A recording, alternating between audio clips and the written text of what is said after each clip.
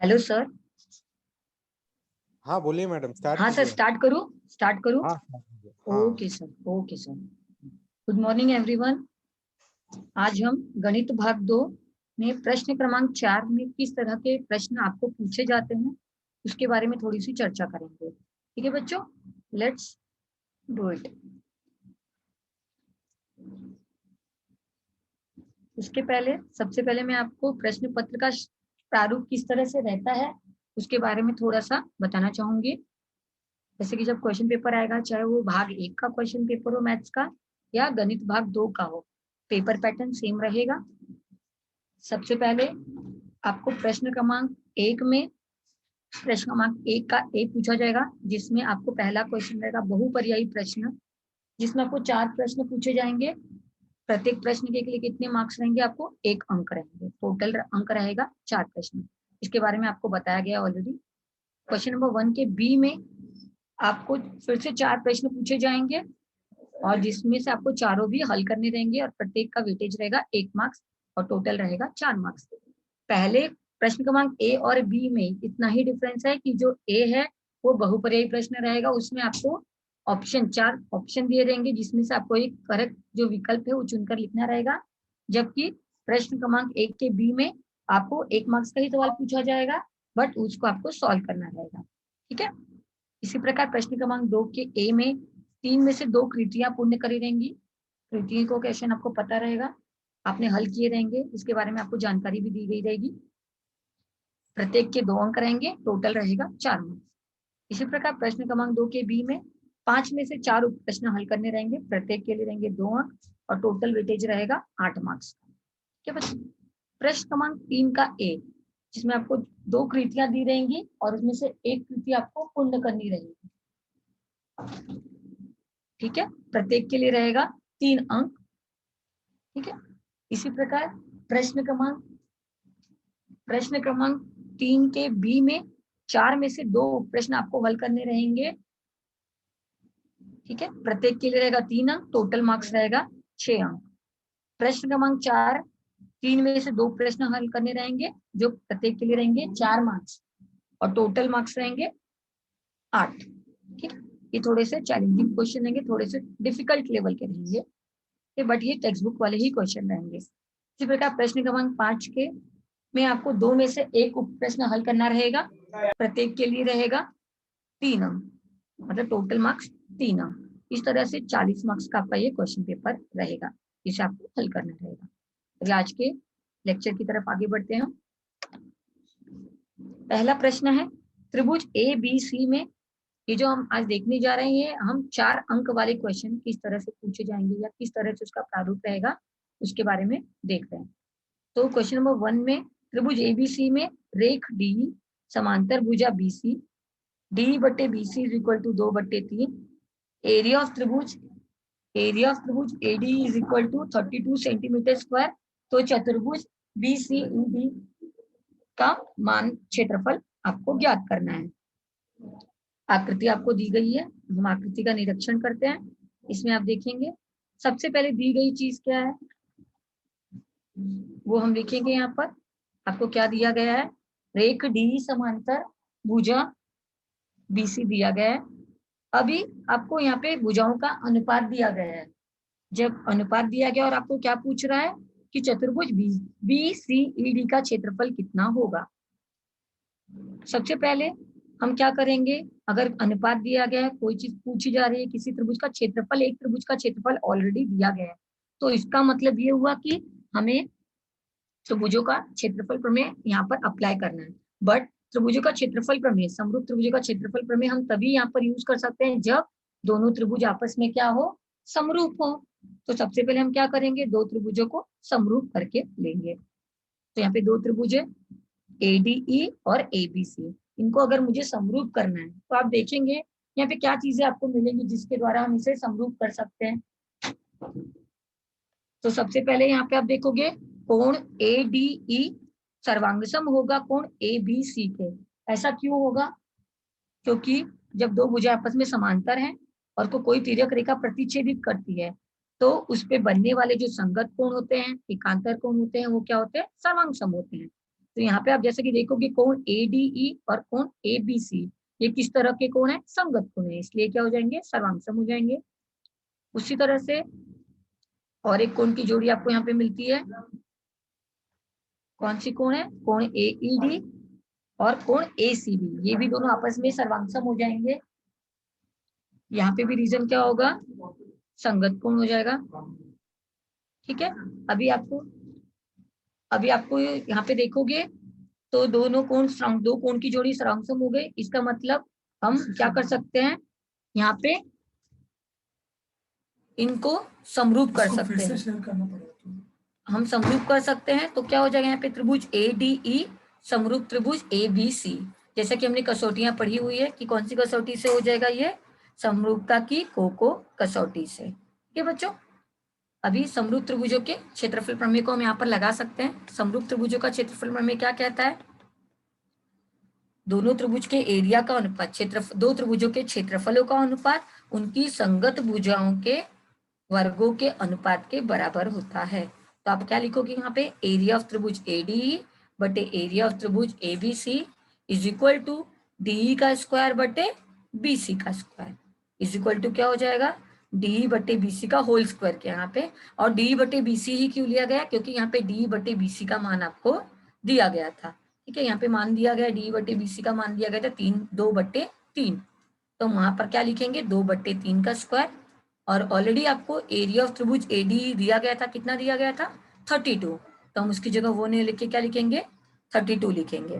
क्या हो जाएगा? 32 बट्टे एरिया ऑफ त्रिभुज ABC इज इक्वल टू 2/3 का होल स्क्वायर। ठीक है, उसके बाद हम जाएंगे, अभी क्या करेंगे हम उसको? 2/3 का अगर आप स्क्वायर करते हो तो नेक्स्ट स्टेप में जाते हैं। नेक्स्ट स्टेप देखेंगे हम, क्या हो जाएगा? एरिया ऑफ त्रिभुज ABC is equal to 32 into 9/4। अभी पहले इसकी तरफ नजर मारेंगे कैसे हो गया, शायद आपको यहाँ पे ठीक है।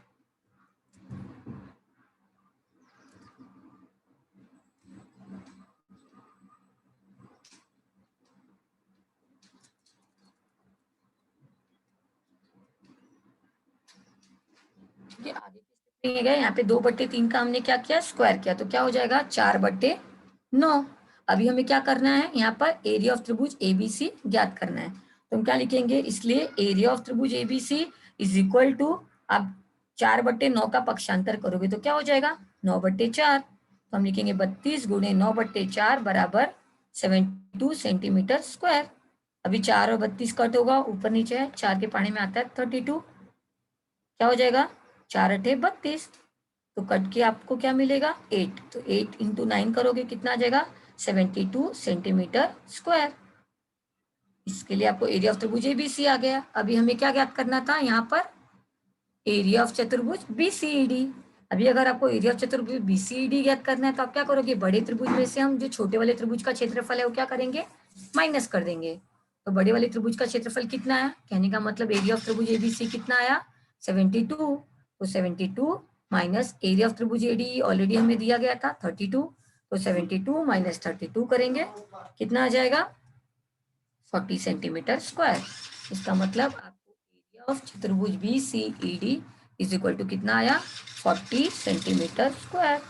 ये आपका आंसर है। अभी आप अगले क्वेश्चन की तरफ बढ़ेंगे। आपको दिया गया है त्रिभुज ABC में रेख AD लंब रेख BC और DB is equal to 3CD। तो सिद्ध करो कि 2AB का square is equal to 2AC का स्क्वायर प्लस BC का स्क्वायर। सबसे पहले यहाँ पे हमें क्या दिया गया है? DB is equal to 3CD दिया गया है। तो सबसे पहले हम स्टार्ट कहाँ से करेंगे? जो हमें लाइन दी गई सबसे पहले उसे नोट डाउन कर लेते हैं। DB is equal to 3CD ये दिया गया, इसके लिए इसके सामने हम क्या लिखेंगे? दत्त, और इसको डालेंगे इक्वेशन नंबर 1। इक्वेशन नंबर 1 डाला, आगे बढ़ेंगे। अभी आपको क्या चाहिए? पहले चाहिए 2AC का स्क्वायर प्लस BC का स्क्वायर किसके इक्वल होना चाहिए? 2AB के स्क्वायर के। अभी आप देखेंगे जैसे कि जो त्रिभुज दिए गए वो किस तरह के त्रिभुज है, समकोण त्रिभुज है। इसका मतलब हर त्रिभुज में हम क्या कर सकते हैं, पाइथागोरस का प्रमेय लगा सकते हैं। ठीक है, तो सबसे पहले आपको अगर AB का स्क्वायर लाना है तो आपको क्या करना पड़ेगा, AB का स्क्वायर लाना है तो हम क्या करेंगे, त्रिभुज ADB में पाइथागोरस का प्रमेय लगाएंगे। पाइथागोरस प्रमेय लगाने के लिए सबसे पहली कंडीशन क्या होनी चाहिए कि जो त्रिभुज है आपका वो समकोण त्रिभुज होना चाहिए। तो आपका ADB भी तो समकोण त्रिभुज है ऑलरेडी, तो हम यहाँ पे क्या करेंगे, डायरेक्टली पाइथागोरस का प्रमेय लगाएंगे। पाइथागोरस का प्रमेय लगाएंगे तो क्या हो जाएगा, कर्ण का वर्ग इज इक्वल टू पहली भुजा का वर्ग प्लस दूसरी भुजा का वर्ग। तो यहाँ पर आपका जो कर्ण है वो क्या है, AB। तो क्या लिखेंगे, पाइथागोरस के प्रमेय से AB का square is equal to AD का स्क्वायर प्लस BD का स्क्वायर। ठीक है बच्चों, आगे बढ़ेंगे। यहाँ पर अभी AB का square is equal to AD का स्क्वायर। BD की वैल्यू जैसा कि हमने कथन 1 में देखा था, BD इज इक्वल टू क्या है, 3CD है। तो हम वहां पर क्या करेंगे, BD की जगह BD ना लिख के क्या लिख देंगे वहां पर, 3CD। और रीजन डालेंगे यहाँ पर, जैसा कि जब भी आप गणित भाग 2 में कोई भी सवाल करते हो, कोई भी स्टेप रहता है, अगर उसके पीछे का कारण है, कोई रीजन है, तो रीजनिंग करना बहुत जरूरी है, वो कंपल्सरी होता है। ठीक है, क्या हो जाएगा, AB का square is equal to AD का स्क्वायर 3CD का स्क्वायर को अगर हम ओपन करते, 3CD के स्क्वायर के ब्रैकेट को ओपन करते तो 3 का स्क्वायर इज इक्वल टू 9 और CD का स्क्वायर करेंगे तो CD स्क्वायर। आपको क्या मिलेगा यहाँ पर, AB का square is equal to AD का स्क्वायर प्लस 9CD का स्क्वायर। आगे बढ़ेंगे। अभी हमें जैसा कि आपने देखा सिद्ध करो कि वह जो उसके साथ AB स्क्वायर के साथ क्या चाहिए, आगे 2 होना चाहिए। तो हम क्या करेंगे, इसके दोनों पक्षों में 2 से मल्टीप्लाई कर देंगे। तो हम लिखेंगे आगे दोनों पक्षों में 2 से गुणा करने पर तो क्या हो जाएगा, 2 से गुणा करेंगे तो हम 2AB का square is equal to 2AD का स्क्वायर प्लस 9 इंटू 2 करेंगे, 9 2 जा 18 CD का स्क्वायर। इसे हम डालेंगे कथन 2। ये मिला आपको। अभी अगले त्रिभुज की तरफ जाएंगे। अभी इसमें क्या है, आपको AC का स्क्वायर भी चाहिए। तो हम क्या करेंगे, त्रिभुज ADC में हम यहाँ पर पाइथागोरस प्रमेय लगाएंगे। जैसा कि आप देखोगे कि ये समकोण त्रिभुज है, तो इसमें हम जब पाइथागोरस प्रमेय लगाएंगे तो क्या हो जाएगा, कर्ण का वर्ग इज इक्वल टू पहली भुजा का वर्ग प्लस दूसरी भुजा का वर्ग। तो AC का स्क्वायर इज इक्वल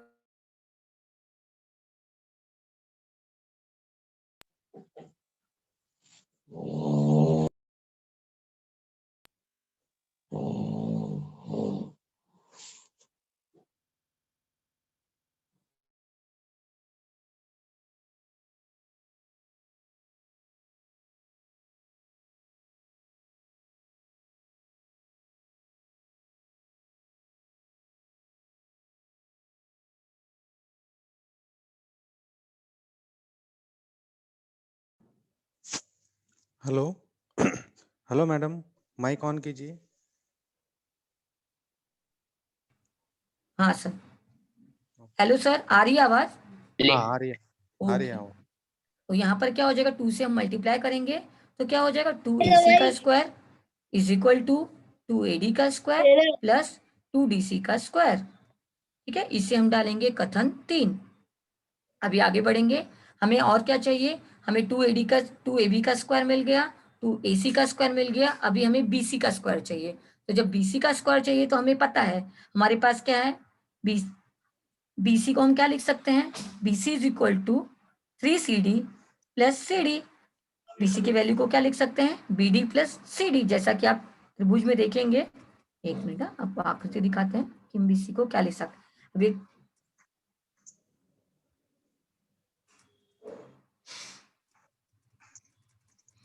एक सेकंड, ये BC है, BC को हम क्या लिख सकते हैं, BD प्लस DC। तो हम क्या करेंगे, BC को लिखेंगे BD प्लस DC। और जैसा कि हमें पता है कि BD इज इक्वल टू क्या है, 3CD ऑलरेडी दिया गया है। तो हम जब आगे बढ़ेंगे सवाल में तो क्या लिखेंगे, BC is equal to BD plus CD। और अभी BD को BD ना लिख के क्या लिखेंगे हम, 3CD। कहाँ से मिला ये आपको, कथन 1 से। तो क्या हो जाएगा, 3CD plus CD is equal to 4CD। तो BC is equal to 4CD लिखेंगे। जैसा कि मैंने आपको बोला क्वेश्चन में क्या है, BC का स्क्वायर है, तो हमें क्या करना पड़ेगा, दोनों पक्षों का वर्ग करना पड़ेगा। तो दोनों पक्षों का वर्ग करोगे आप तो क्या हो जाएगा, BC का स्क्वायर इज इक्वल टू 4 का स्क्वायर करेंगे क्या हो जाएगा 16 CD का स्क्वायर। तो क्या मिला आपको, BC का square is equal to 16 CD का स्क्वायर। इसको हम डालेंगे कथन 4। आगे बढ़ेंगे, अभी हम क्या करेंगे, कथन 3 और 4 को जोड़ेंगे। क्यों, क्योंकि जब आप देखोगे जो सिद्ध करना है ना, वहां पे 2AC का स्क्वायर प्लस BC का स्क्वायर ऑलरेडी जोड़ कर दिया गया है। तो हम क्या करेंगे, जिस कथन में ये दोनों चीजें मिली हुई हैं उन्हें हम क्या करेंगे, एकत्रित करेंगे। तो आप क्या लिखेंगे, 2AC का स्क्वायर प्लस BC का स्क्वायर इज इक्वल टू, जैसा हमने बायां पक्ष जोड़ा उसी तरह से हम क्या करेंगे, कथन 3 और 4 के दाएं पक्ष को भी हम क्या करेंगे, जोड़ेंगे। तो क्या हो जाएगा, 2AD का स्क्वायर प्लस 2CD का स्क्वायर प्लस 16 CD का स्क्वायर। आगे बढ़ेंगे, अभी देखेंगे क्या मिलता है हमें, 2AC का स्क्वायर प्लस BC का square is equal to 2AD का स्क्वायर प्लस 18 CD का स्क्वायर। 18 CD कहाँ से मिला आपको, 2 CD square plus 16 CD square add हो जाएगा। जैसा कि 2x प्लस 3x हम जोड़ देते हैं क्योंकि उसके चरांक सेम है, कोएफिशिएंट सेम रहता है। तो यहाँ पे भी क्या हो जाएगा, CD स्क्वायर दोनों में लगा हुआ है, समान पद वाले। तो अभी क्या करेंगे, 2 और 16 जोड़ देंगे तो 16 प्लस 2 किया तो कितना मिला, 18 CD का स्क्वायर। तो क्या हो जाएगा, 2AC का स्क्वायर प्लस BC का square is equal to 2AD का स्क्वायर प्लस 18 CD का स्क्वायर। इसको हम क्या करेंगे, कथन 5 डालेंगे। आगे बढ़ेंगे, जैसा कि हमें क्या चाहिए, 2AD का स्क्वायर है प्लस 18 CD का स्क्वायर है, ये किसी के तो इक्वल टू है। जो हमने पहला कथन 2 डाला है वहां पे 2AD का स्क्वायर प्लस 18 CD का स्क्वायर इज इक्वल टू क्या मिला हुआ है हमें, 2AB का स्क्वायर। तो अभी हम क्या करेंगे, कथन और 2 और 5 से 2AD का स्क्वायर प्लस 18 CD का स्क्वायर नहीं लिखेंगे, उसकी जगह पे हम क्या लिखेंगे, 2AB का स्क्वायर। तो क्या हो जाएगा, 2AB का square is equal to 2AC का स्क्वायर प्लस BC का स्क्वायर। इस तरह से जो हमें सिद्ध करना था हमने वो सिद्ध किया। तो सिद्ध करो कि दिया गया था आपको कि 2AB का square is equal to 2AC का स्क्वायर प्लस BC का स्क्वायर होगा, ये सिद्ध करके आपको दिखाना था। तो इस तरह से हमारा क्वेश्चन नंबर 2 कंप्लीट हुआ। आगे बढ़ेंगे अभी हम क्वेश्चन नंबर नेक्स्ट क्वेश्चन की तरफ, क्वेश्चन नंबर 3। क्वेश्चन नंबर 3 क्या दिया गया आपको, सिद्ध करो कि P 2, -2, Q 7, 3, R 11, -1 और S 6, -6 समांतर चतुर्भुज के शीर्ष बिंदु हैं। ये आपको सिद्ध करना है। यहाँ पर आपको 4 बिंदुओं के निर्देशांक दिए गए हैं और सिद्ध करने के लिए कहा गया है कि ये समांतर चतुर्भुज के शीर्ष बिंदु हैं। जैसा कि आपने 5वां चैप्टर ऑलरेडी पढ़ा हुआ है, तो आपको दूरी सूत्र के बारे में एक आइडिया रहेगा। दूरी सूत्र क्या है, कोई भी दो बिंदुओं के बीच की दूरी ज्ञात करनी है, डिस्टेंस ज्ञात करना, तो हम कौन सा सूत्र लगाते हैं, दूरी सूत्र लगाते हैं। दूरी सूत्र क्या है, जैसे कि अभी आप आओगे यहाँ पे 4 बिंदु दिए गए, बिंदु P, Q, R, S, उनके क्रमशः उनके निर्देशांक आपको दिए गए हैं। तो सबसे पहले अगर मुझे दूरी PQ ज्ञात करती हूँ, तो PQ ज्ञात करने के लिए क्या करेंगे, उसके लिए दूरी सूत्र लगाएंगे। दूरी सूत्र क्या है, करनी में x2 - x1 का स्क्वायर प्लस y2 - y1 का स्क्वायर, ये सूत्र है। अभी x2, x1, y2, y1 कहाँ से मिलेगा, क्या है वो, उसके बारे में आपको बताती हूँ। जैसे पहला बिंदु दिया गया है P2, -2 और दूसरा है Q 7, 3, इसकी हमें दूरी ज्ञात करनी है। तो जो पहला बिंदु है उसके निर्देशांक को हम क्या ले लेंगे, x1, y1, और जो दूसरा बिंदु दिया गया है उसके निर्देशांक को हम लेंगे x2, y2। ठीक है, तो अभी आपको क्रमशः x1, y1 और x2, y2 की वैल्यू पता चल गई। तो x1 इज 2, y1 इज -2, ठीक है, x2 इज 7 और y2 इज 3। ठीक है, अभी हमें PQ ज्ञात करना है, तो हमारा सूत्र क्या है, x2 - x1 का स्क्वायर, करनी में x2 - x1 का स्क्वायर। तो x2 इज 7 तो 7 लिखेंगे, x1 इज 2 तो 7 - 2 का whole square plus y2 is 3 तो 3 लिखेंगे, माइनस ऑलरेडी सूत्र में तो माइनस डालेंगे, और y1 क्या है, -2 तो -2 ब्रैकेट क्लोज का होल स्क्वायर करेंगे। क्या हो जाएगा आगे, PQ बराबर 7 - 2 किया हमने, क्या मिलेगा आपको 5 का square plus 3 minus of -2, 2 bar side में माइनस माइनस है तो क्या हो जाएगा, वो प्लस हो जाएगा। तो वो क्या हो जाएगा 3 + 2, 3 + 2 इज इक्वल टू 5। तो 5 का स्क्वायर करेंगे, 5 का स्क्वायर किया 25, फिर से 5 का स्क्वायर किया 25, 25 + 25 करेंगे तो क्या हो जाएगा, करनी में 50। इसका हम अभाज्य गुणनखंड लिखेंगे तो हम क्या लिख सकते हैं इसको 25 गुणे 2। अभी इसमें तो 25 या 2, इसमें किसको हम क्या करेंगे, इसको अलग अलग करनी कर दिए, सेपरेट कर दिए इसकी करनी। 25 को हम करनी के बाहर निकाल सकते हैं। 25 किसका वर्ग, इसका वर्गमूल क्या हो जाएगा 5, तो 5 लिखेंगे। करनी में 2 का वर्गमूल नहीं लिख सकते, इसलिए उसको क्या करेंगे करनी में ही रहने देंगे। तो पी क्यू बराबर क्या मिलेगा 5 करनी में 2, इसको हम डालेंगे कथन 1। इस तरह से हमने पी क्यू ये दूरी ज्ञात की। इसी प्रकार हमें आगे की दूरियां भी ज्ञात करनी है। अभी नेक्स्ट दूरी हम देखेंगे क्यू आर। क्यू आर में हम देखेंगे सेम सूत्र लगाना है आपको, x2 माइनस x1 का square plus y2 minus y1 का स्क्वायर। क्यू आर का निर्देशांक हमें पता है, उसी तरह हम क्यू आर के निर्देशांक के हिसाब से इसमें सूत्र लगाएंगे। क्या हो जाएगा x2 minus x1, x2 is 11 and x1 क्या है आपका 7। तो क्या लिखेंगे करनी में 11 माइनस 7 का square plus y2 minus y1 चाहिए आपको, y2 इज -1, ठीक है। माइनस करेंगे, y1 इज 3 -1 -3 का होल स्क्वायर करने में रहेगा। इसके आगे बढ़ेंगे, 11 माइनस 7 करेंगे, कितना आएगा घटाने पे 4, तो 4 का स्क्वायर -1 -3। समान चिन्ह कभी भी रहेंगे तो जुड़ते हैं, बट जो समान चिन्ह रहता है उसका जो मेन चिन्ह है वो हम आंसर के साथ लगाते हैं। तो -1 -3 तो जुड़ेगा, क्या मिलेगा -4। तो हम लिखेंगे करनी में 4 का स्क्वायर प्लस ब्रैकेट में -4 का होल स्क्वायर। आगे बढ़ेंगे, 4 का स्क्वायर करेंगे हम, 4 का स्क्वायर करेंगे तो क्या मिलेगा 16। -4 का स्क्वायर करोगे, कोई भी नंबर अगर माइनस में है और उसका स्क्वायर कर रहे हैं मतलब उसका घात कोई सम संख्या है, तो स्क्वायर करने पे वो क्या हो जाता है प्लस हो जाता है। तो यहाँ पे क्या मिलेगा आपको 16 plus 16, 16 plus 16 is equal to 32। हम क्या लिखेंगे Q R is equal to करनी में 32, करनी में 32 लिखेंगे। अभी करनी में 32 को अगर अभाज्य गुणनखंड उसका करते हैं तो क्या हो जाएगा 16 इंटू 2 लिख सकते हैं।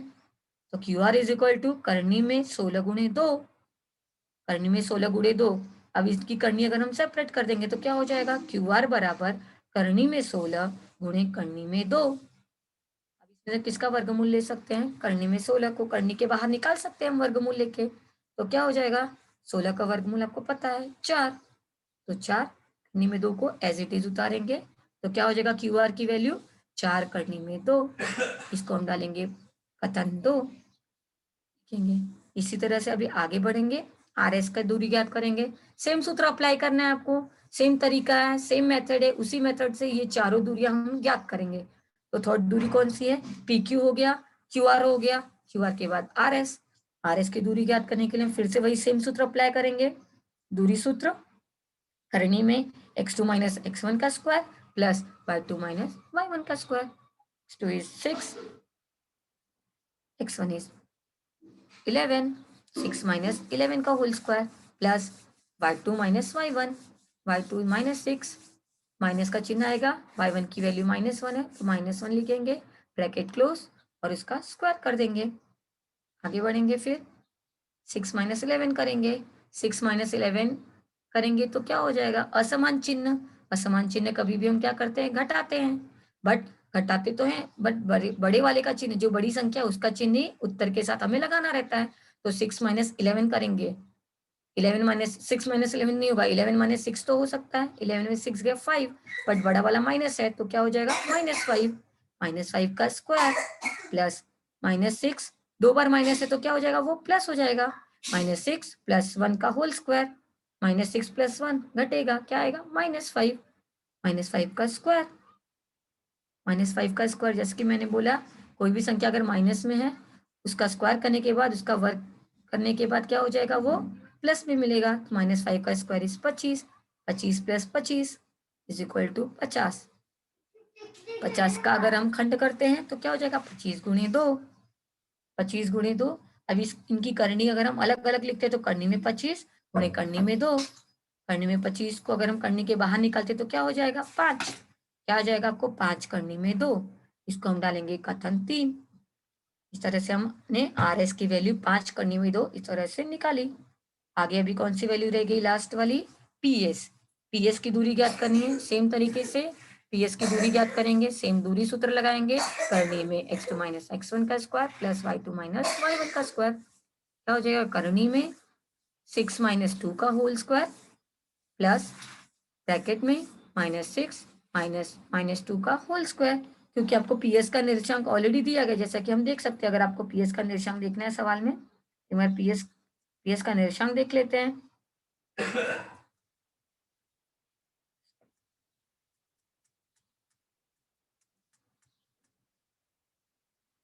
यहाँ पे पीएस का निर्देशांक क्या है, पी इज 2, -2 और एस क्या है 6 -6। ठीक है, उसके बेस पे हमने क्या किया, पीएस ज्ञात करेंगे। 2, -2 है और 6, -6 है। आरएस हमने ज्ञात कर लिया था, पीएस हम ज्ञात कर रहे हैं। तो क्या हो जाएगा, 6 -2 का होल स्क्वायर प्लस -6 -2 का होल स्क्वायर करने में लिखेंगे इस तरह से। आगे बढ़ेंगे, 6 -2 करेंगे, क्या मिलेगा आपको, 4 का स्क्वायर प्लस -6 + 2 हो जाएगा। -6 + 2 करेंगे तो क्या हो जाएगा, बड़ा वाला माइनस है, छोटा वाला प्लस है, तो घटाएंगे, माइनस बट उत्तर के साथ क्या लगेगा, माइनस लगेगा, तो क्या हो जाएगा, -4 का स्क्वायर। आगे बढ़ेंगे, 4 का स्क्वायर 16 -4 का स्क्वायर भी क्या हो जाएगा, 16। 16 + 16 करेंगे, क्या मिलेगा आपको, करनी में 32। अभी इसका खंड करेंगे, पीएस बराबर क्या हो जाएगा, 16 × 2। अभी क्या करेंगे हम, करनी क्या करेंगे, सेपरेट करेंगे, तो क्या हो जाएगा, करनी में 16 × करनी में 2।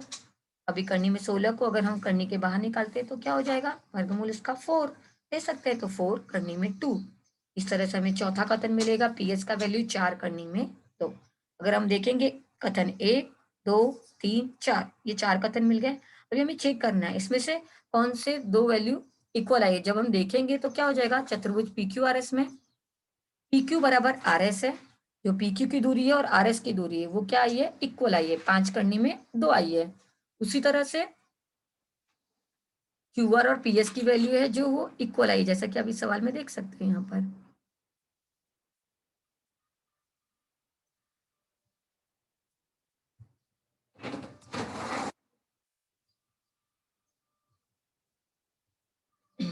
RS की वैल्यू 5 करनी में 2 और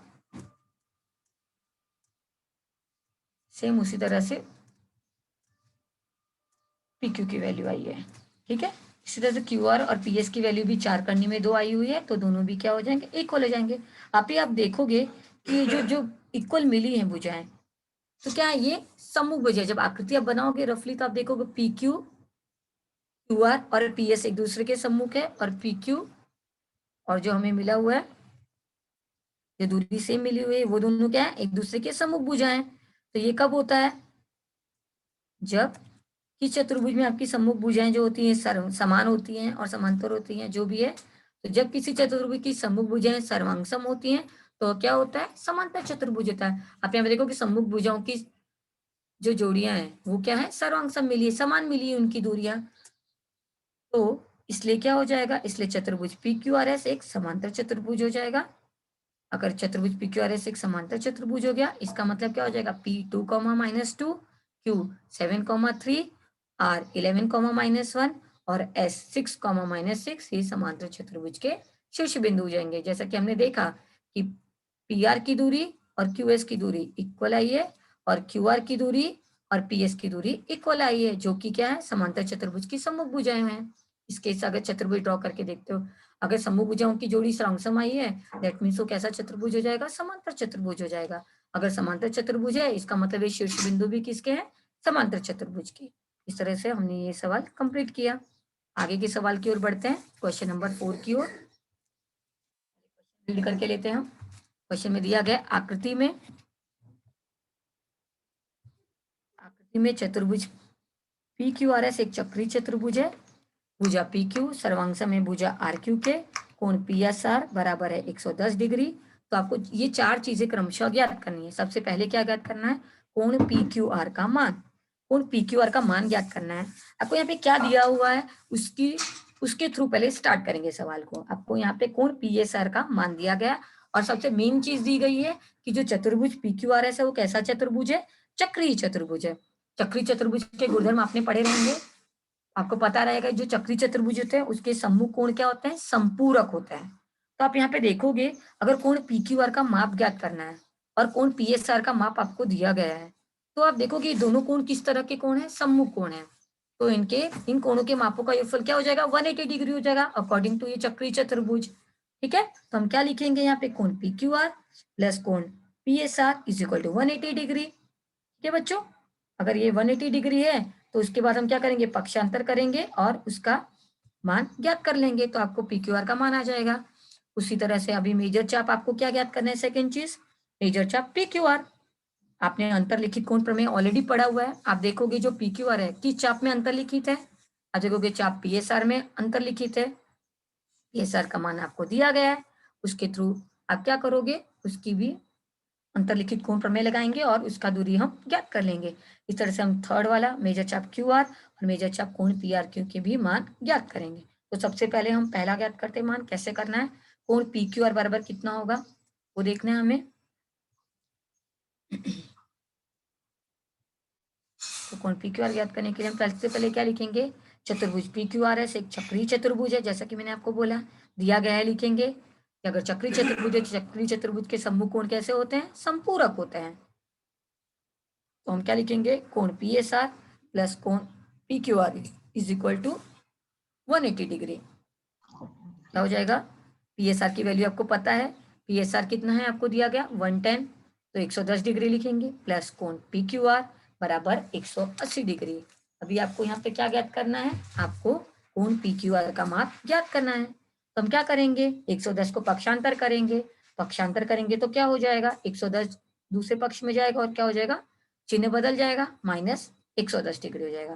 तो 180 माइनस 110 डिग्री करेंगे, कितना आ जाएगा 70 डिग्री। तो आपको कोण पी क्यू आर का मान कितना आया, 70 डिग्री। इस तरह से हम क्या करेंगे, इसका मान ज्ञात करेंगे। ठीक है बच्चों, अभी आगे बढ़ते हैं। सेकेंड हमें क्या ज्ञात करना था, उसकी ओर जाएंगे। अभी आपको कोण पी एस आर का माप ज्ञात करना है। जैसा कि मैंने बोला, जो कोण पी एस आर है वो किस चाप में अंतरलिखित है, कोण पी क्यू आर में अंतरलिखित है। आपने अंतरलिखित कोण प्रमेय पढ़ा हुआ रहेगा। ठीक है, जो जो कोण है, जैसे कोण पी एस आर अगर किसी चाप में अंतरलिखित है तो उस कोण का, वो कोण उस चाप का कितना होता है, माप में आधा होता है। ये अंतरलिखित कोण प्रमेय आपने पढ़ा हुआ है। तो हम लिखेंगे कोण पी एस आर किस चाप में अंतरलिखित है, वो कोण पी क्यू आर में, तो उसका क्या हो जाएगा, आधा हो जाएगा। तो हम लिखेंगे कोण P S R is equal to 1/2 major चाप पी क्यू आर। ठीक है, उसके बाद हम लिखेंगे, इसका रीजन लिखेंगे अंतरलिखित कोण प्रमेय से। आगे बढ़ेंगे, कोण पी एस आर का माप हमें पता है कितना है, 110 degree is equal to 1/2 major चाप पी क्यू आर। अभी हमें क्या ज्ञात करना है, यहाँ पर मेजर चाप पी क्यू आर ज्ञात करना है। तो हम क्या करेंगे, मेजर चाप पी आर को, पी क्यू आर को एक ही साइड रखेंगे और 1/2 का पक्षांतर करेंगे। 1/2 का पक्षांतर होगा तो ये बटे में है तो उधर जाएगा, तो क्या हो जाएगा, अगले पक्ष में उल्टा कर देंगे। तो क्या हो जाएगा, 110 डिग्री गुणे 2 हो जाएगा, 2/1 हो जाएगा। दैट मीन्स 110 डिग्री गुणे 2 आप मल्टीप्लाई करोगे तो क्या हो जाएगा, मेजर चाप पी क्यू आर की वैल्यू 220 डिग्री।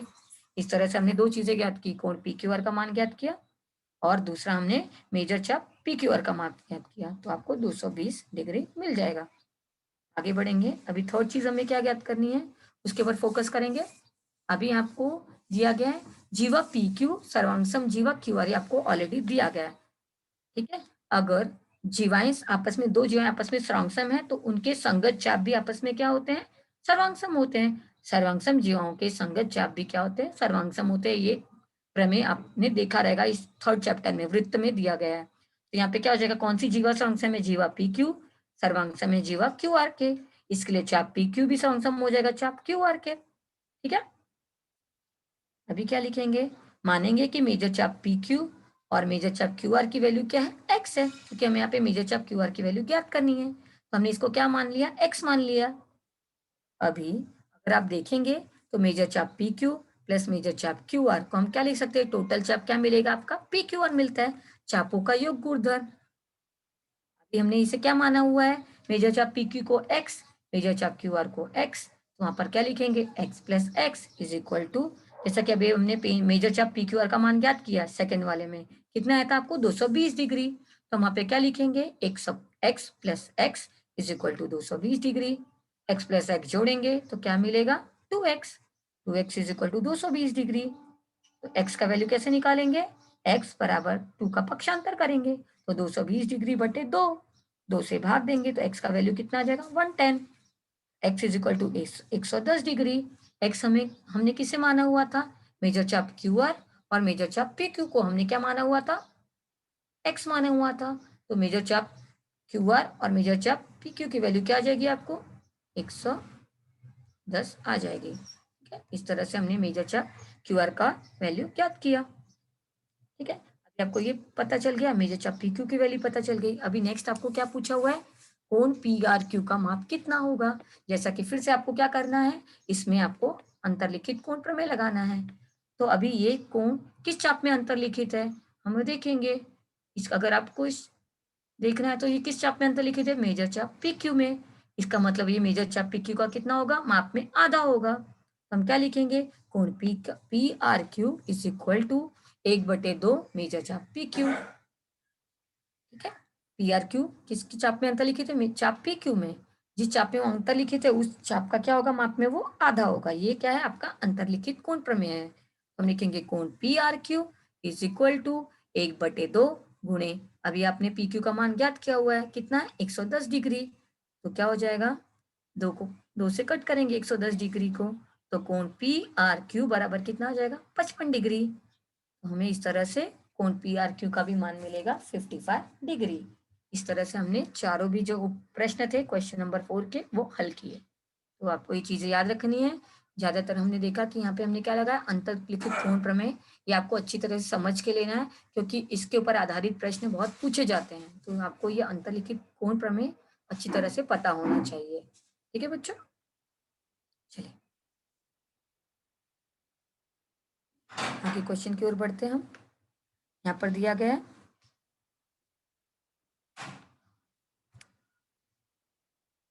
नेक्स्ट क्वेश्चन आपका, यदि cos theta is equal to कर्ण में 3/2, तो आपको क्या ज्ञात करना है यहाँ पर,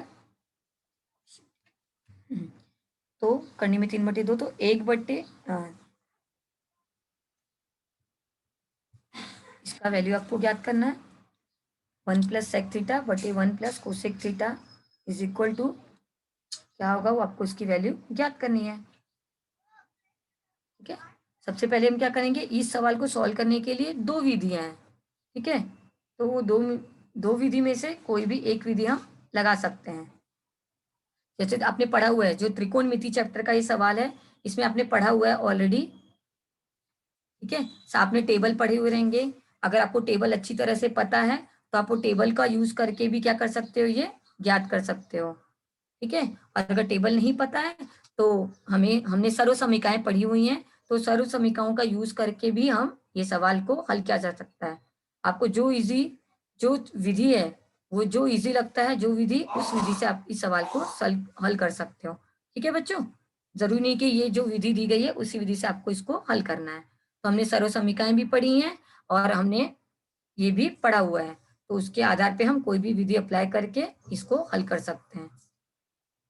तो आपको यहाँ पे क्या ज्ञात करना है, यदि cos theta is equal to कर्ण में 3/2 है तो 1 - sec थीटा बटे 1 + cosec थीटा का मान ज्ञात करना है। ठीक है बच्चों, तो अभी ये ज्ञात करने के लिए हम क्या करेंगे, यहाँ पे कोई भी एक मैंने यहाँ पे आपको दोनों भी विधियां एक्सप्लेन की हुई है, बट आपको जो विधि इसमें से इजी लगती है वो विधि आप यूज कर सकते हो। ठीक है, यहाँ पे ऑलरेडी आपको cos थीटा का वैल्यू दिया गया है। cos थीटा का वैल्यू कितना दिया गया है, कर्ण में 3/2। अभी आपने पढ़ा हुआ है कि cos थीटा अगर दिया गया है तो हम sec थीटा आसानी से निकाल सकते हैं। तो इसका सूत्र है sec theta is equal to क्या होता है, 1/cos थीटा। ठीक है, तो अभी अगर cos थीटा का वैल्यू पता है मुझे, क्या है, कर्ण में 3/2, तो उसका उल्टा कर दो, क्या हो जाएगा 2/कर्ण में 3। तो sec थीटा का वैल्यू क्या आ जाएगा, 2/कर्ण में 3। ठीक है, इस तरह से हमें sec थीटा का वैल्यू पता चल गया। उसके बाद हमें और किसकी वैल्यू चाहिए, यहाँ पर कोसेक थीटा की। कोसेक थीटा की वैल्यू कब हम ज्ञात पता कर सकते हैं या कब हम निकाल सकते हैं, जब हमें साइन थीटा पता हो। तो अगर साइन थीटा पता चल जाए तो हम कोसेक थीटा की वैल्यू भी आसानी से निकाल सकते हैं। तो एक सर्व समीकरण है जो यूज करेंगे, त्रिकोणमिति सर्व समीकरण आपने पढ़ी हुई 3 सर्व समीकरण, उसमें से पहली सर्व समीकरण यहाँ पर यूज करेंगे, sine square theta plus cos square theta is equal to 1। अभी यहाँ पे क्या करेंगे, sine square theta plus cos theta की वैल्यू दी गई है, कर्ण में 3/2 का स्क्वायर इज इक्वल टू 1। ये दूसरी विधि है जिसको हम बाद में डिस्कस करेंगे।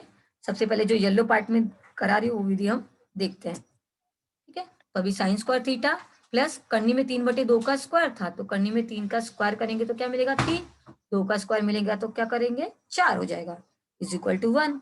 अभी क्या करेंगे 3/4 का पक्षांतर करेंगे, प्लस 3/4 है, ये इंटू रहेगा तो हम उल्टा करते थे, बट यहाँ पे प्लस 3/4 है, इसका पक्षांतर करेंगे तो क्या हो जाएगा ये माइनस हो जाएगा। हम लिखेंगे sine square theta is equal to 1 minus 3/4। अभी हम क्या करेंगे इसका तिर्यक गुणा करेंगे और सॉल्व करेंगे, क्या आ जाएगा 4 into 1 4, 4 minus 3/4 is equal to क्या मिलेगा हमें 1/4। साइन स्क्वायर थीटा की वैल्यू कितनी मिली आपको यहाँ पर 1/4। अभी हमें क्या करना है वर्ग घटाना है, जब भी हमें वर्ग घटाना होता है तो हम क्या करते हैं वर्गमूल लेते हैं, तो वर्गमूल आप लोगे तो क्या मिलेगा 1 का वर्गमूल लिया तो 1 और 4 का वर्गमूल लिया तो क्या मिलेगा हमें 2। इस तरह से आपको साइन थीटा की वैल्यू क्या मिलेगी 1/2। जैसा कि मैंने आपको बोला अगर साइन थीटा पता चल गया तो आप कोसेक थीटा आसानी से निकाल सकते हो। कोसेक थीटा क्या हो जाएगा 1/sin थीटा होता है, साइन थीटा का उल्टा कर दो क्या हो जाएगा 2/1। तो कोसेक थीटा का वैल्यू क्या मिलेगा आपको cosec theta is equal to 2। अभी आपको सेक थीटा का वैल्यू पता चल गया, आपको कोसेक थीटा का वैल्यू पता चल गया। सेक थीटा हमने कितना निकाला 2/3 और कोसेक थीटा हमने निकाला 2। अभी हमें क्या करना है जो सम है आपको लिखना है, क्या है सम 1 माइनस सेक थीटा बटे 1 प्लस कोसेक थीटा। ठीक है, इज इक्वल टू क्या करेंगे 1 माइनस सेक थीटा करेंगे क्या हो जाएगा 1 माइनस सेक थीटा लिखेंगे क्या हो जाएगा 1 माइनस 2/3 बटे 1 प्लस 2, क्योंकि 1 और कोसेक थीटा का वैल्यू हमने क्या निकाला है 2 निकाला है, तो क्या हो जाएगा 1 प्लस 2। आगे हम जाएंगे क्या करेंगे हम तिर्यक गुणा करेंगे तो क्या हो जाएगा 1 माइनस 2/3 है उसका हम गुणा करेंगे तो क्या हो जाएगा करनी में 3 माइनस 2/3 और ऑलरेडी 1 प्लस 2 जो बटे में है उसको ऐड कर देंगे तो क्या मिलेगा 3 मिलेगा। आगे बढ़ेंगे हम क्या हो जाएगा करनी में 3 माइनस 2, अभी जो 3/1 है बटे के बटे है 3/1 है उसको हम ऊपर लेके जाएंगे तो क्या हो जाएगा 1/3, तो करनी में 3 के साइड में आ जाएगा तो क्या मिलेगा करनी में 3 माइनस 2/3 करनी में 3। तो आपका वैल्यू क्या है 1 माइनस सेक थीटा बटे 1 plus cosec theta is equal to क्या आ जाएगा करनी में 3 माइनस 2/3 करनी में 3, ये मान आपको यहाँ पर मिलेगा। अब जैसा कि मैंने बोला इसकी दूसरी विधि में आपको एक्सप्लेन करती हूँ, जो आपको विधि इजी लगे उस विधि के हिसाब से आप इस सवाल को हल कर सकते हो। ठीक है, तो हम इसकी दूसरी विधि देखते हैं। विधि 1 आपको समझाया जिसमें हमने क्या किया सर्व समीकरणों का यूज किया और उसके आधार पर हमने उसे सॉल्व किया। अभी यहाँ पे आपको ऑलरेडी कॉस थीटा की विधि 2 देख रहे हैं। कॉस थीटा की वैल्यू ऑलरेडी करनी में 3/2 दी गई है, तो ये टेबल अगर आपको पता है टेबल का ज्ञान अच्छा है आपका तो आप ये विधि अप्लाई करके इजीली ये सवाल को हल कर सकते हो। ठीक है, ये थोड़ी सी शॉर्ट विधि है, थोड़ा सा जल्दी हो जाएगा ये विधि, बट आपको टेबल पता होना चाहिए कि सब 30 में कितना आएगा 60 में कितना आएगा कॉस के, ये वैल्यूज आपको अच्छी तरह से पता होनी चाहिए, तभी आप ये विधि से हल कीजिए। क्या हो जाएगा कॉस 30 का मान हमें पता है कितना होता है करनी में 3/2। ठीक है, तो इसका मतलब क्या आ जाएगा अगर cos 30 का वैल्यू क्या होता है करनी में 3/2 तो थीटा का वैल्यू कितना हो जाएगा इसका मतलब 30। थीटा 30 है तो हम क्या करेंगे हमें सेक थीटा और कोसेक थीटा चाहिए, तो हम क्या करेंगे यहाँ पर सेक 30 निकालेंगे, सेक 30 की वैल्यू कितनी होती है 2/3। ठीक है, सेम अगर ये करनी में 3/2 से इसका उल्टा कर दो, सेम वही तरीका है, तब इसको क्या ले सकते हो 2/3। सेम थीटा की वैल्यू हमें पता है कितनी है 30 है, तो cosec theta is equal to क्या हो जाएगा कोसेक 30। कोसेक 30 में कोसेक 30 का मान कितना होता है 2 होता है। ठीक है, तो हम क्या करेंगे इसको 2 लिखेंगे, कोसेक 30 2 आ गया, सेक 30 2 करने में 3 आ गया। आगे बढ़ेंगे, अब ये जो ब्लू पार्ट है उस भाग में देखना है वो विधि 2 है जिसमें आपको मेंशन किया गया है। अभी हमारा क्वेश्चन हम नोट डाउन करेंगे, क्या है आपका क्वेश्चन 1 माइनस सेक थीटा इस बटे 1 प्लस कोसेक थीटा। अब क्या करेंगे आप इसको लिखेंगे सेक थीटा की वैल्यू क्या आई है आपकी 2/3 हम लिखेंगे 1 माइनस 2 करनी में 3 बटे 1 प्लस 2। क्या हो जाएगा अब इसको सॉल्व करेंगे, फिर से गुणा करेंगे, तिर्यक गुणा ऊपर वाले अंश में क्या हो जाएगा 1/1 समझो इसको, क्या हो जाएगा 1 माइनस 1 इंटू करनी में 3 करेंगे तो क्या मिलेगा करनी में 3 -2 बटे करनी में 3 बटे 3। जैसा कि मैंने बोला ये 3 जो बट्टे के बट्टे में हम उसको अगर ऊपर ले जाते हैं तो क्या हो जाएगा, करनी के 3 में साइड में हो जाएगा। क्यों? क्योंकि वो 3 बटे 1 है। 3 के जो नीचे बटे में दिया गया उसके बटे में कुछ भी नहीं है, हर में कुछ नहीं, तो उसको हम क्या 1 कंसिडर करेंगे। तो जब अगर 3 बटे 1 का आप उल्टा करोगे तो क्या हो जाएगा 1 बटे 3। अगर 1 बटे 3 आ जाएगा तो क्या लिखेंगे हम उसको, करनी में 3 -2 अपॉन 3 करनी में 3। इस तरह से क्या करेंगे हम इसका वैल्यू ज्ञात करेंगे, तो आपको इसका वैल्यू मिलेगा। तो आज के लेक्चर में हमने देखा कि क्वेश्चन नंबर 4 में किस किस तरह के किस किस प्रकार के क्वेश्चन पूछे जाते हैं। ये थोड़ी सी डिफिकल्टी लेवल जो आपने पढ़ा हुआ है प्रश्न क्रमांक 3 तक, उससे थोड़ी सी डिफिकल्टी लेवल थोड़ी सी ज़्यादा है, बट आप अगर अच्छी तरह से पूरे सूत्र, तरीका कैसा लिखने का अगर वो अच्छी तरह से समझ के लेते हो तो आप ये आसानी से इन सवालों को हल कर सकते हो। ये भी मोस्टली बुक्स के ही क्वेश्चन रहेंगे, तो आपको इतना कोई डिफिकल्ट जाने वाला नहीं। अगर आप बुक को अच्छी तरह से पढ़ रहे हो, बुक के सवालों को अच्छी तरह से हल कर रहे हो, समझ रहे हो, तो आप ये आसानी से कर सकते हो। Thank you very much. Hello sir.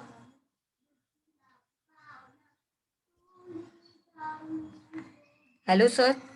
हाँ बोलिए मैडम। सर खत्म हुआ लेक्चर। Okay okay. अब तो आपको कुछ क्वेश्चन पूछना है इस टॉपिक से संबंधित, आप लोग पूछ सकते हो, अपना हाथ ऊपर कीजिए। टीचर, हाँ बेटा। त्रिकोणमिति वाले पार्ट का क्वेश्चन, फर्स्ट वाला क्वेश्चन बताओ ना। फर्स्ट वाला क्वेश्चन, हाँ ठीक है। ये वाला क्या? हाँ हाँ ठीक है। क्या चाहिए बेटा इसमें आपको? पूरा चलिए बताऊं क्या? पूरा बताऊं क्या? लास्ट सेकंड वाला विधि समझ में नहीं आया था। सेकेंड वाला विधि समझ में नहीं आया। ओके।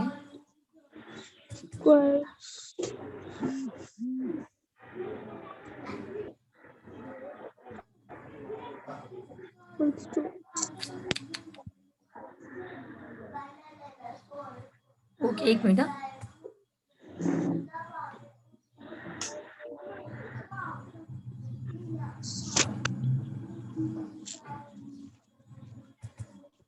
एक मिनट बेटा।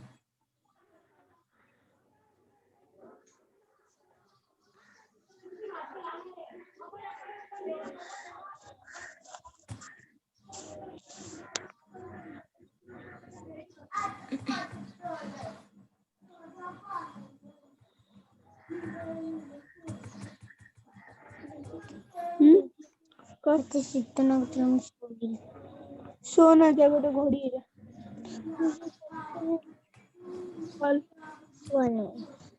हाँ ठीक है बेटा। ये देखिए, ठीक है, अब इसमें सेकेंड विधि पूछ रहे हैं ना मुझसे। हाँ इधर पे ध्यान दीजिए बच्चा। यहाँ पे आपको क्या दिया गया है, कॉस थीटा का वैल्यू दिया गया है, करनी में दिख रहा है आपको, स्क्रीन दिख रहा है बेटा? हाँ टीचर। हाँ ओके। यहाँ पे आपको कॉस थीटा का वैल्यू दिया गया करनी में 3/2। जैसे कि मैंने बोला, अगर आपको टेबल का ज्ञान है, जैसे टेबल मतलब हमने त्रिकोणमितीय अनुपातों के लिए जो टेबल पढ़ा है, 30 डिग्री कितना होता है कॉस में, साइन में, अगर आपको पता है तो आप सेकेंड विधि से इजीली ये सवाल हल कर सकते हो। ठीक है। यहाँ पर सबसे पहले कॉस थीटा का मान दिया गया करनी में 3/2। जैसा कि हमें पता है कि कॉस में किसका वैल्यू, कौन सा एंगल का वैल्यू करनी में 3/2 होता है, कॉस 30 का वैल्यू। ठीक है। कॉस 30 इज इक्वल टू कितना होता है, करनी में 3/2। तो हम क्या करें, इसका मतलब हमें थीटा का वैल्यू कितना है, यहाँ पर थीटा का वैल्यू 30 डिग्री है। ठीक है। उसके आधार पर हम क्या करेंगे, हमें सेक थीटा और कोसेक थीटा का वैल्यू चाहिए। इसका मतलब क्या करेंगे, सेक 30 निकालेंगे। सेक 30 का वैल्यू क्या होता है, टेबल में अगर आप जाते हो तो अगर टेबल पता है तो ठीक है, मगर यहाँ पे आपको कॉस का वैल्यू भी पता है, तो अगर कॉस की वैल्यू को उल्टा कर देते हो, उसका उल्टा करके लेते हो तो भी आपको सेक का वैल्यू मिल जाएगा। तो सेक 30 क्या हो जाएगा, 1/cos थीटा, 1/cos 30। तो हम इसको क्या लिख सकते हैं, 2/करनी में 3। उसी तरह से क्या करेंगे, हम कोसेक थीटा का भी मान ज्ञात करेंगे। तो कोसेक थीटा मतलब कोसेक 30। कोसेक 30 का मान क्या होता है, 2 होता है। हाँ उस टेबल में आपको ध्यान में रखना है, वो टेबल अप्लाई करके आप कर सकते हो उसको। ठीक है। अभी कोसेक थीटा का मान, कोसेक 30 का मान पता चल गया, सेक 30 का मान पता चल गया। अभी क्या करेंगे, हमें किसका मान ज्ञात करना था? हाँ वो बेटा वाला स्लाइड लाओ ना, लास्ट वाला स्टेप लिखना था। एक सेकंड, ये बेटा बराबर है। हाँ हाँ हाँ ये जो ब्लू में है वो अलग विधि है और जो येलो पे है वो विधि 1 है। हाँ, दोनों अलग हाँ। अलग विधि है। ये हो गया। बेटा आपको ना ये मिल जाएगा पीपीटी ग्रुप में से, बीएमसी का है ना, उसमें ऑलरेडी रहेगा, आपको सब मिल जाएगा, आपको लिखने की जरूरत नहीं है, आप ठीक है। देख लेना उसमें। ठीक है, आप समझ के लो अगर आपको समझा नहीं है तो। ठीक है बेटा, ओके। तो अभी हम क्या करेंगे, यहाँ पे क्या ज्ञात करना था हमें, 1 माइनस सेक थीटा बटे 1 plus cosec theta. Sec theta की वैल्यू हमने क्या ज्ञात की थी, 2 अपन करनी में 3 आई, और कोसेक 30 की वैल्यू क्या है हमें 2 आई। तो हम इसकी जगह क्या लिखेंगे, 2 अपन करनी में 3, क्या हो जाएगा 1 माइनस 2 बटे करनी में 3 बटे 1 प्लस 2। अभी आप ऊपर का तिर्यक गुणा करोगे तो क्या हो जाएगा, 1 इंटू करनी में 3 करेंगे तो क्या मिलेगा, करनी में 3, 1 के नीचे कुछ नहीं, तो 1 को बटे में 1 कंसिडर करने का, क्या हो जाएगा -2 बटे नीचे का नीचे गुणा किया तो क्या मिलेगा, करनी में 3 बटे 1 प्लस 2 किया तो क्या मिलेगा 3। ठीक है, तो करनी में 3 -2 बटे करनी में 3 बटे 3। अब बटे के बटे में जब रहता है तो हम क्या करते हैं, उसको ऊपर लेके जाएंगे। 3 को अगर हम ऊपर ले जाते हैं तो क्या हो जाएगा, नीचे है तो 3 बटे 1 है, ऊपर जाएगा तो क्या हो जाएगा 1 बटा 3। हम क्या लिखेंगे उसको, करनी में 3 -2 बटे करनी में 3, और इसके बाजू में ही हम किसको लिख देंगे, 3 को इंटू करके लिख देंगे। इस तरह से आपको ये आंसर मिलेगा। और कोई doubt? No teacher, thank you. Okay, आप इसको वापस से एक बार देखोगे ना बेटा, तो ये बुक के ही क्वेश्चन है, आपको अच्छी तरह से और क्लियर हो जाएगा। अगर कोई और डाउट है तो आप करोगे तो उस वक्त ज्यादा क्लियर होगा। Okay, thank you.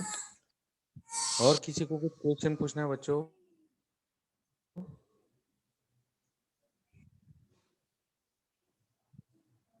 और किसी को कुछ क्वेश्चन पूछना होगा इस टॉपिक से संबंधित, आप लोग पूछ सकते हो।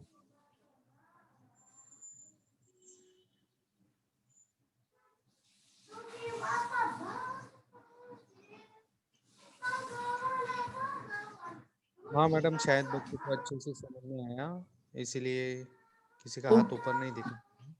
Okay, thank you madam. Okay sir, ठीक है, thank you so much sir. Welcome.